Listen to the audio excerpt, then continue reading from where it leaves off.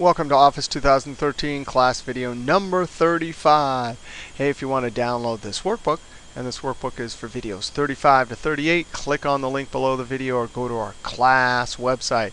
Hey, we're still studying Excel. This is Excel Basics number 17, and we have a great video here because we're going to see how to search for Excel function. And we have two examples. We're going to learn about the PMT function and the median function.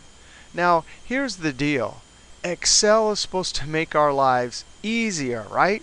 So our first example, this is a finance example. And our goal is to calculate the monthly payment. Here's the price of the car. Here's the down payment. Here's the quoted annual interest rate, and the loan is going to be for 5 years. Now, before we go about the complicated task of calculating this monthly payment, we actually have to do some pre-calculations. So, for example, that's the price for the car. If there's a down payment of $10,000, we have to figure out how much the loan is. So we'll do a formula equals, and I'm going to get the price of the car minus the down payment. Control Enter. $24,799. Hey, and the nice thing about building a template like this, of course, if we change this to 5,000, boom, our loan amount instantly updates. Control Z. The next calculation is, well, they give us the annual rate, but if we're calculating a monthly payment, we need to calculate the monthly interest rate. Now, if this is for the whole year, and there's 12 months in the year, then of course we need to chop that into 12 pieces. So equals 4.8% divided by 12. Now that's an example of a number that's not going to change. 12 months in a year is not going to change, so we can simply type it into our formula. Enter. So 0.4% will be our monthly interest rate. Now next we need total months. Anytime you're calculating a loan payment, whatever the periods, this happens to be months, you have to figure out how many total periods. Well, okay, so 5 years, 12 months in each year, so equals 5 times 12. That number can change in our template. That number is not going to change, so we simply use a number there, use a cell reference for the years. If we were to change this to 3, instantly it would update. Control Z. Now we have all of our formula inputs to calculate a loan payment. Now here's where the beauty of searching for a function comes in. This is the formula. I'm in B13F2. That's the formula to calculate a loan payment. Now this is a famous finance function for an annuity, but even if you knew this function and you were a finance person, there's a much easier way. So here's the deal. We click in the cell where we want the function to go, and we can search. Now there is a keyboard shortcut, Shift F3. I don't usually use that one, but that will open the Insert Function dialog box. Right next to the formula bar here, Insert Function. I can click on that. That's called the f of x. That's from algebra. F of x button, boop, and there it is, Insert Function. Now I can type something and then click Go. So I'm going to type, how about monthly loan payment?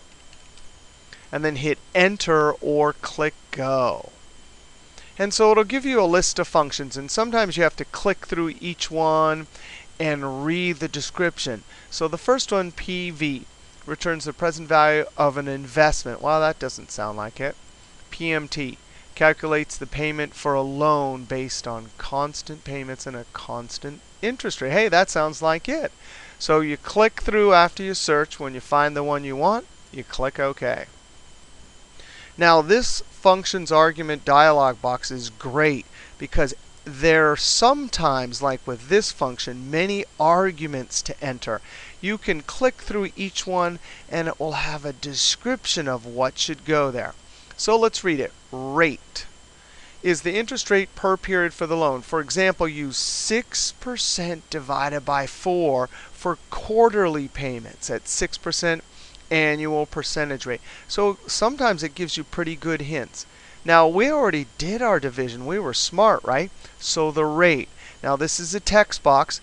That's the collapse button. Anytime you see that collapse button, it means you can connect the text box to the cells. Now I'm going to drag it out of the way here. With the rate, I'm going to click on monthly, not annual. The banker would love it if you calculated the monthly rate with the annual rate, because then it would be huge. Use monthly rate. The rule of thumb for a function like this, and this is one of the many finance functions, is all of the arguments have to be in the same period. So we're doing month, so I'm going to use the monthly rate. NPER is the total number of payments for the loan. Oh, okay, so we already calculate that.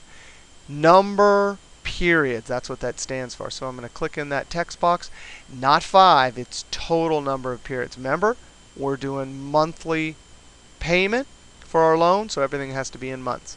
Now, PV is the present value. The total amount of a series of future payments is worth now. Now, that's finance speak. You got to just think of present value as, hey, if I go borrow $24,799 today, what's the present value of it? It just means how much is it worth? Well, $24,000. Now, so I'm going to click. Boop. Now, notice over here, you can see, oh, the unformatted numbers. So all of these text boxes have cell references, and it's displaying the unformatted numbers over here. Down here, it's showing me the result. There's also a result over here. Now, I click into this next one and this next one. These ones are not bold. You can see bold, bold, bold. These ones are not bold. That means that they're optional. And for us, we don't need to worry about these. If you were a finance person, you would have to worry about those. All right, so you ready? Here's the magic. I'm going to click OK. Oh, that is amazing. Now, that looks like number formatting. We talked about before. That's either accounting or currency. Oh, no, we know exactly which one it is. It's currency because the dollar sign isn't fixed on the outside. Now, that is red, and it's got parentheses, so I'm going to use the keyboard Control-1 to open up the format cells. Go to number, and in currency, I'm going to select negative numbers. Click OK. Now, this one down here doesn't have any formatting, so it shows the number and all of its decimals. But why is that negative? If I click in that cell and hit F2, why is the PMT spitting out a negative? Here's the amazing thing. These finance functions, and this is just one of them, they understand cash flow. If you're buying the car, every month you're paying the $465.72, you're actually having this money come out of your wallet. Now, if you take a finance class, you'll learn all about cash flows. But that's another example how the built-in functions really help you. It totally understands cash flow that's important for finance. Now, one other thing, since this shows all the decimals here, I bet you anything, if we increase the decimals, we'll see these here also. And of course we do. The formula down here, math formula, and the PMT function are calculating the same. Now, I'd like to actually hack off and officially round this using the round function. So 718, that would round to 72 pennies. So I'm going to click in this cell and hit F2. We click after the equal sign, but before our PMT, and type round. Now, we saw this before. We did a multiplication calculation. The round, and I'm going to click on this screen tip number argument. That thing can be anything. It can be a number from a cell, multiplication like we did before, this function, or even a big, huge formula calculation thing. Whatever it is, come to the end, type comma, and num digits. That means what position do you want to round to? As we studied before, penny is 2. Close parentheses, Control Enter. Now I'm going to decrease those decimals. From our earlier keyboard video, we know that I set up my keyboard quat to do Alt 1. So I can Alt 1, 1, 1, 1, 1. Oh, that's beautiful. So now we have $465.72. That's our monthly payment, and the PMT really made our job easy. One last thing for this little template before we test it. We're going to test all the inputs and see if everything updates. I'd like a label at the top. I'd actually like the label to say the monthly payment is, and have this a formula that looks down here, so when I change these inputs, the label at the top will change also. A8, hit F2, and then I'm going to put my cursor at the very beginning. And if we want text in a formula, as we learned last video, you have to put it in double quotes. Oh, but we want it to be a formula. Equal sign tells it the cell this is a formula. Double quotes, the space, the monthly payment is, and I'm going to come to the end and double click those question mark, type a double quote, and now I want to join this bit of text to this cell down here. So I'm going to use the ampersand, shift 7, that's the join symbol, and then click on this cell reference B12. Now, if you're paying attention and studying hard in this class, no, well, that's a cell reference. And if that's number formatting, this formula sure is not going to look at that number formatting. So when I control enter, no, it's not looking at the number formatting. Now, there's a few ways we could make this label more appealing. I'm going to click on the cell and hit F2.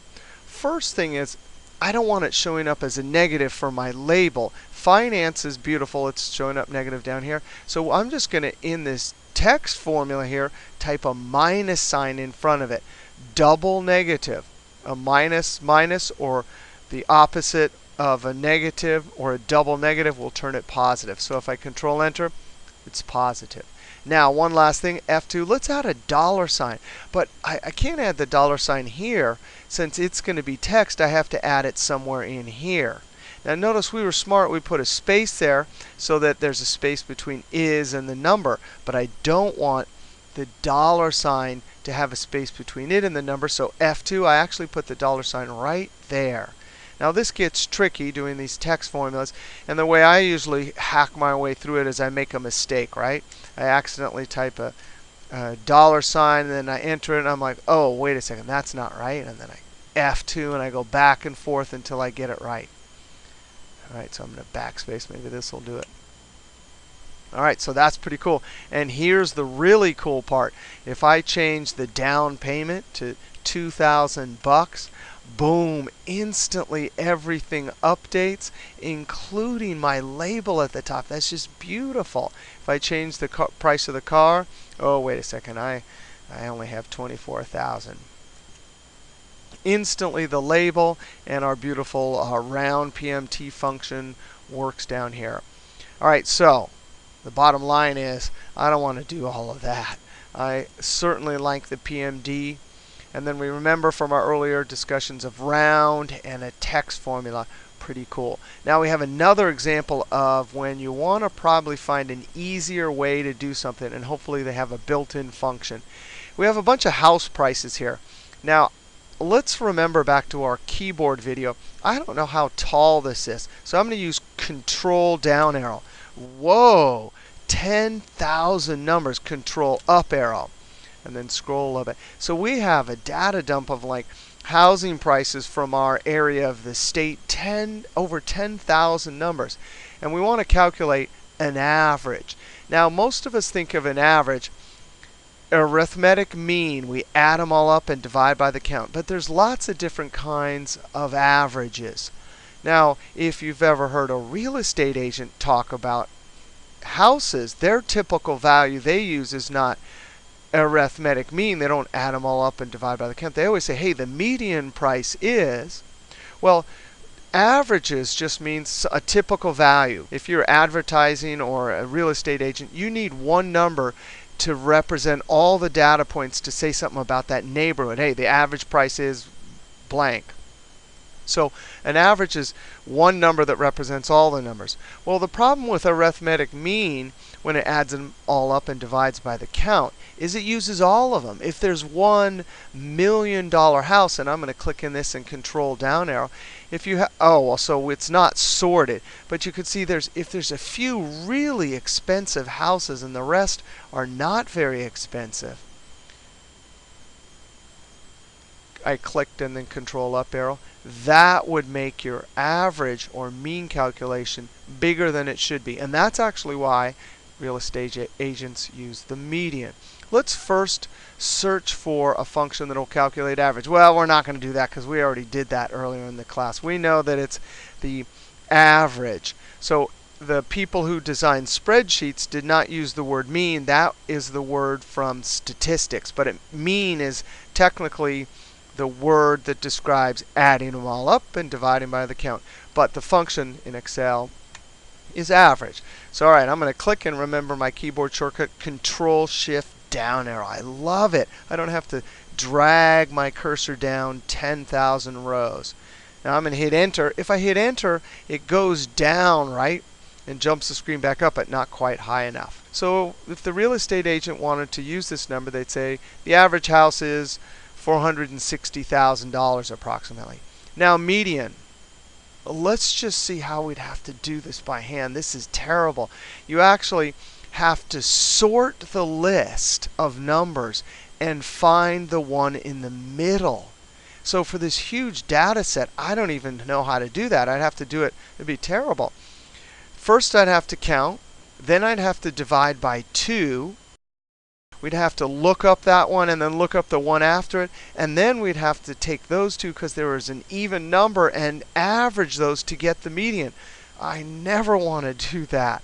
So luckily, because that's the median right there.